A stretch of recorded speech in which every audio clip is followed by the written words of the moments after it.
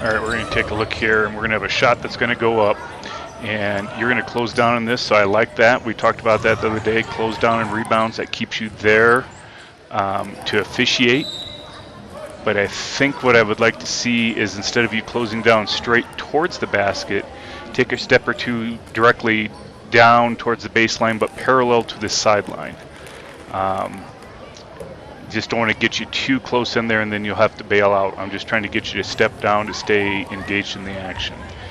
Good mechanics here on the free throw administration. And then when we get ready to go here, I like your count. You have a nice high hand in the air to show the time is out until you chop it in. So there you go, hand in the air. You've got a good stroke here. Now, when that ball went to the corner, I would have went over there right away. Here you come now, and that's good. But I would have went as soon as that ball went to the corner. I would have went kind of right into the lane, maybe still out of bounds, but towards the lane on that. Okay, let's take a look at this next play here. Ball's going to come in bounds because it's going to go up the sideline here. You've got a foul, and there's a foul right there. You call it, you punch it right there. I don't know if you're very loud with your voice here. I wonder if you need to be a little more louder with the voice. You know, usually offensive fouls, you want to be real clear what you have. And then also there at the table, you did not give the team control signal. You want to give it there as well to make sure there's no confusion. And then let's watch this one more time. This was the play I was talking to you about where I said after you reported, you walked across the court. And I think you'll see that on here, and I know you've already corrected this or changed it, maybe would be a better way to put it, but I just think it looks so much better. You hustle over there to report, then as you're leaving, you're walking all the way over, and so it's just so much better if you can just jog around the players and hustle to your new spot. You can see maybe looking at this why that might look a little bit better. But still a good job on the call, and we're looking good.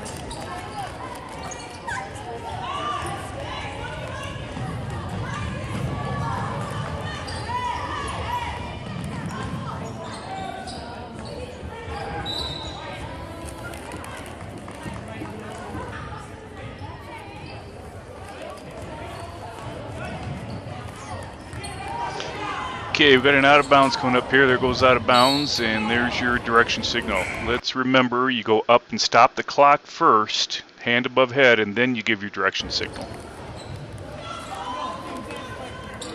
Okay, so here we've got an out of bounds play, and the kid reaches over the plane. You blow your whistle because you want to give them warning, and that's fine. But I would have stopped first and talked to the kid right then and said, hey, you know, you can't be reaching over the plane. Then I'd go over and tell the scorekeeper what I had and have her record it. and be very clear with the coach as well, so that she knows you've given, or he knows you've given a warning as well. Another way you can handle that is then when you come back, see if you can get that kid to back up a step or two. That's something I learned from Ray Lutz. Instead of having him right up on the line where the kid is, the defender then is enticed to try and reach over the line, maybe you can back him up a little bit, back up the kid with the ball doing the throw-in. So just a couple of thoughts on that.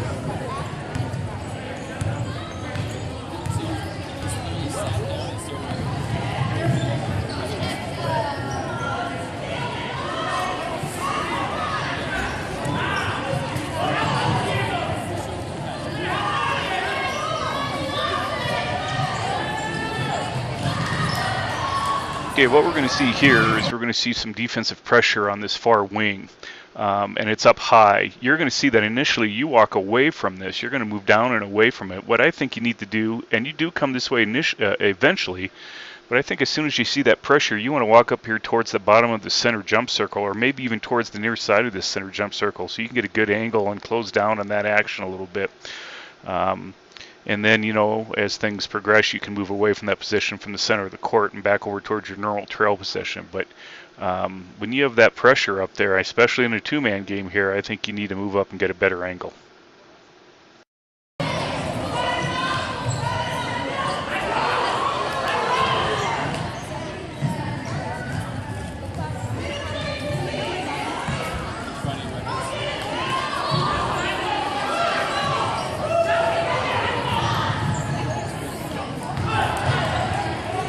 All right, here we go with a little fast break. We're going to have a body on the floor here, no whistle.